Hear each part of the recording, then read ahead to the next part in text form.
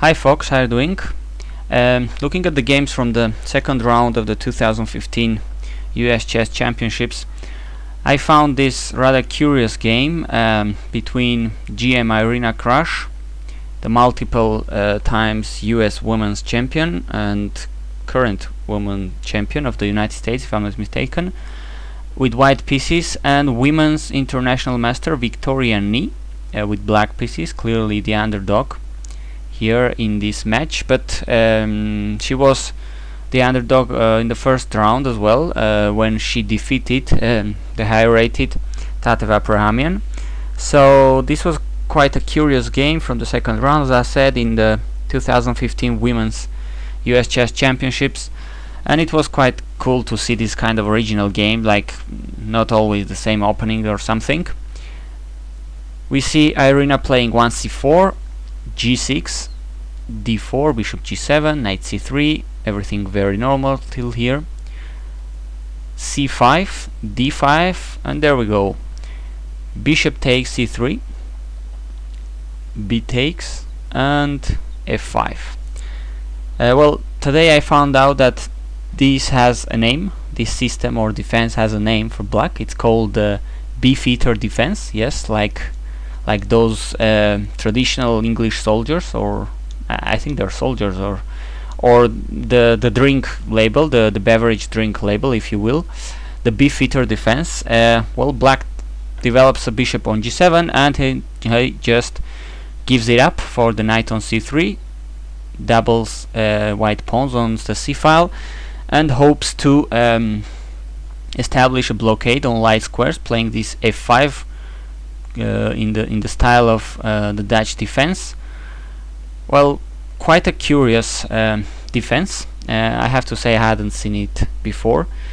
Certainly dubious, I guess, but curious. Why not? I mean, I guess it makes no sense to talk about theory here. Well, there will certainly be games, but not between great super GMs, I guess. So f3 is what Irina Krush plays here, willing to play e4 and recapture there with a pawn. Makes lots of sense to try to go for all the center. Black plays e5. Cool. I mean, why not? I mean, in these lines, in curious and bizarre, somehow strange openings, there is a lot of material to investigate for all the people liking weird openings, like the position going on after this capture, en passant. D takes, queen takes, king takes, like what's going on in this really bizarre endgame. Well, it could be interesting to try to find out and establish theory here if you're willing to. But this did not happen. After e5, Irina just develops a piece, knight to h3. What else?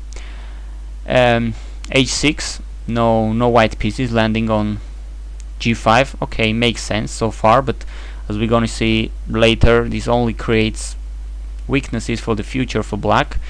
I mean, visually you may say, well, this can't be good for black, and certainly it seems so. Now g3, it wasn't until a couple of minutes ago that I more or less found out the reasoning after this move. I mean, I think white tries to prevent black from blockading the position with f4, pushing the pawn to f4. I mean, here, even if you play e4, black could play f4, and the position is really closed, and it may be really difficult for white to try to break through. And well, g3, I guess, has that purpose to discourage black from absolutely pushing this pawn, as now we have the bishop, the pawn, and the knight protecting this f4 square. Black plays d6 and knight to f2, trying to push e4 even in better conditions. Knight f6, at least we see black from developing a piece. e4, f takes, f takes. Okay, now the center is seriously blocked, and both players will have to find some funny maneuvers here to get their pieces to more or less useful squares. So get ready to see some weird moves, interesting and funny moves. Queen e7 first, okay, makes some sense, I guess. You develop queen into somewhere where, well, it could be more useful than d8. You could go here to the king side, whatever.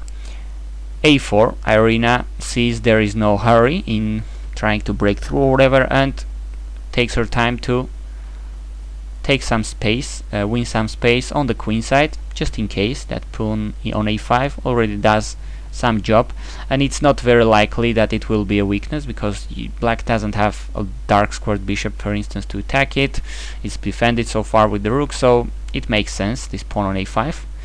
And now we see the black king taking a little trip, king to f7. Of course, black would love to castle, but he can't right now, so the king goes to f7 and to g7, as we're gonna see. Why can't black castle? Well, not that difficult to see. Moving so many pawns creates weaknesses, as we know, and now h6 would be hanging if black was to castle right away. So black moves, Victoria in this case plays king f7, bishop e2, and king to g7, bishop to e3, bishop to d7, now rook b1 hitting the pawn on b7, and bishop e8. The queen defends the pawn. Queen to d2. Note that this h6 pawn is already under some pressure. Rook b8, overprotecting the vulnerable b7 pawn and giving freedom to the queen to be more active, although it's not very easy here to activate black pieces. Black is lacking space and coordination to do really something. I mean, white doesn't have a very easy way through so far, but black is really like these pieces are really looking funny. You don't have space, you don't have weaknesses to work against. Really kind of a bizarre move. And white goes ahead already with hostilities in the king side, with his development being almost complete. Note that white king is looking much better on the center than castled here in this case. There is absolutely no danger against this king here. So g4, you can't afford this pawn as black. I mean, you can't afford this pawn to be pushed there with the knight on f6. So the knight goes to d7, the best move most probably here. If you just play a move like, say, bishop f7, now g5, black has either to take or move the knight. In both cases, well, the situation looks really bad for black, with lines being opened against his king. The queen is here, the knight is pinned, white has much more active pieces, and this is not looking nice for black. So Victoria-Ni plays not bishop f7 but knight to d7, h4. Now white has the space advantage both on the queen side, in the center, and the king side. Knight f8, this poor horse is struggling to find a really good square. Where is it going from f8? Nowhere that useful. h7, not really. Now remember that black king little journey from e8 to f7, g7. Who says white can't imitate that king? So go ahead. King f1, and king is going to go to g2, protecting the rook on h1 and making possible the opening of the h file. Really nice and funny, you know, both players playing these little king journeys from their initial squares to g7 and g2, with both rooks standing on h8 and h1. Really nice and original idea. Rook c8 was played and king g2. Now rook c7. As you can see, we're seeing some really unusual and strange maneuvering moves by both players. This rook went to b8, then to c8, now c7. You know, black more than white is struggling really to find useful plans, active squares for her pieces in this case. Rook h to f1 is played. Knight to b8. What is this knight doing on a6? Well, nothing. What is it doing on b8? Well, close to nothing, but at least it could go to d7 and later go to f6. Who knows? By the way, here there is a funny point, an interesting one. Well, it seems white is letting this pawn on pre. Would you rather take this pawn with the queen if you were black, or would you play another thing like knight b8? It is very funny that after queen takes h4 there is this little apparently harmless move, g5, and suddenly this poor black queen lost her way back home and is getting trapped with rook h1 attacking the queen. And where do you go? Nowhere. Really little funny trap by Irina Krush, which her opponent didn't buy, but it was funny. Knight b8 was played here by Krush-Ni. Now knight h1, really funny and curious maneuvers. The knight goes to the corner. How many times did you see a knight going to h3, f2, then h1? Well, now Her Majesty the Queen dares to take the pawn, as there is no rook h1, I mean g5 and rook h1 trapping the queen. But of course Irina has her ideas. He's not going to give up or blunder the pawn just like that. He still goes with she still goes with the knight to g3. The queen will have to retreat sooner or later. g5 again is kind of threatened, so queen back. And now the h file is open for white, rook to h1, putting serious pressure on this guy on h6, which in fact is going to be lost. I mean, it's not a good business for black to try to advance it, because you're giving up the f5 square for the knight, and that's going to be horrendous. So the position is startling to be worrying for black, and apparently correctly, black goes just back with the king, gives up h6 and goes with the king to g8. Just look at the funny looking black pieces, almost all of them on the back rank. If the rook was somewhere here, it would look like chess 90, 60 or random chess, Fischer random chess starting position.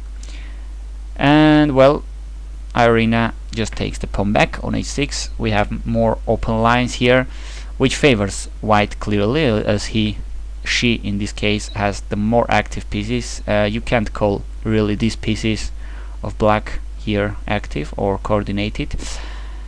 Rook h to h7.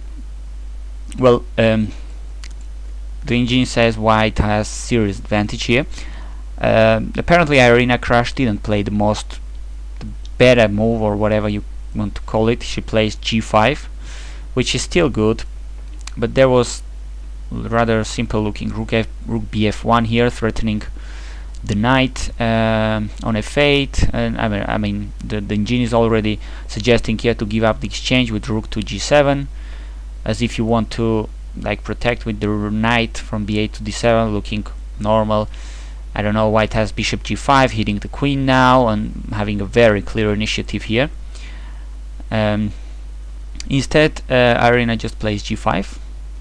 Now rook c f7, she takes on f8, king takes, exchange on h7 as well, and plays bishop g4, planning to say, well, my rook is better than yours, my bishop is definitely better than yours, I'm going to take the open file, the e6 stronghold for my bishop. Good game, good position. Unfortunately for Krush-Ni, she blunders here.